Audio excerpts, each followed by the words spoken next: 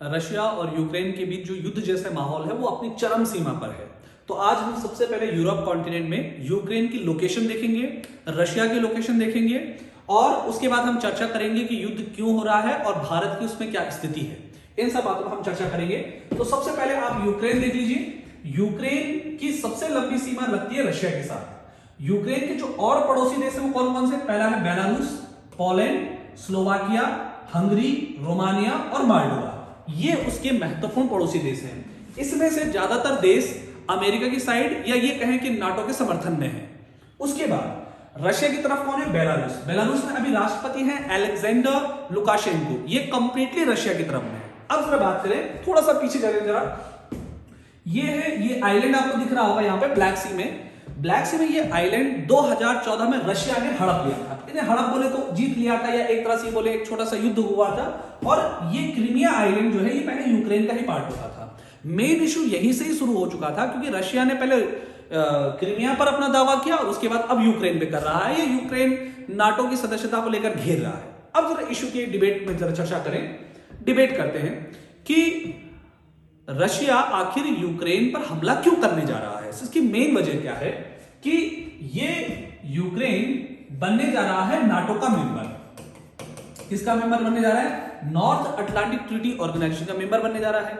अब ये देखिए, टर्की नाटो का मेंबर है। आप देख लोगे रशिया के बिल्कुल पास है। अब ये भी बनने जा रहा है। तो रशिया को लग रहा है भाई कि अमेरिका नाटो के जरिए रशिया को घेर रहा है और इससे रशिया की सिक्योरिटी पर बड़ा खतरा उत्पन्न हो रहा है।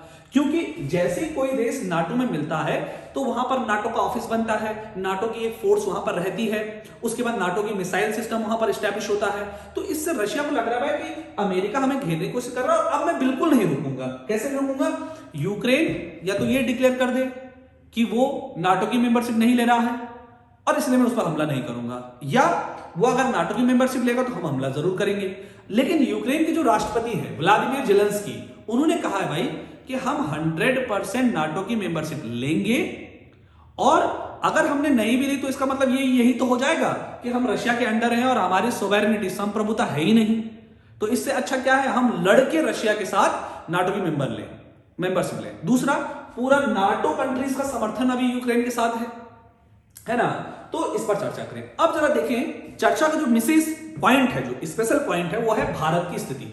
भारत की स्थिति कहां पर है? भारत की स्थिति ऐसी है, भारत मेंबर है क्वाड का। अभी क्वाड क्या है?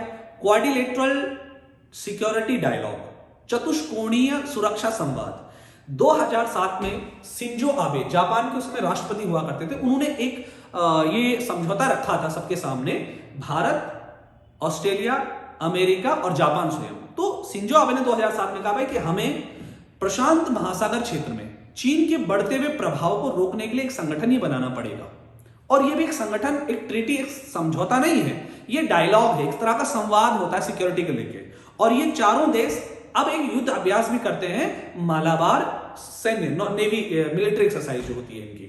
अब जरा ध्यान दें, चीन को रोकने के लिए वहां तो बना लिया गया, लेकिन जब आज अमेरिका यूक्रेन के साथ युद्ध करने के लिए तैयार खड़ा है, तब अमेरिका चाह रहा है भाई कि भारत भी इसमें साथ दे अमेरिका का। लेकिन भारत की बारी जब आई साथ देने की, तो भारत ने कहा, साफ साफ सुनिए, भारत ने कहा भाई देखिए, जो क्वाड है वो चीन के बढ़ते हुए प्रभाव को रोकने के लिए प्रशांत महासागर में बनाया गया है, या उसकी सुरक्षा के लिए बनाया गया है।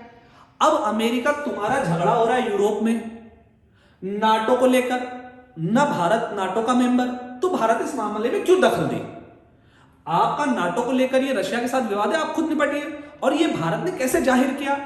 अभी 2 हफ्ते पहले जब यूएनओ में रशिया के खिलाफ सिक्योरिटी काउंसिल में, यूएनओ की सिक्योरिटी काउंसिल में रशिया के खिलाफ जब बिल लाया गया, तो उस बिल में भारत को वोटिंग करना था, लेकिन भारत एब्सेंट हो गया। यानी कि भारत ने रशिया के खिलाफ वोटिंग नहीं करी और ना अमेरिका के समर्थन में वोटिंग करी।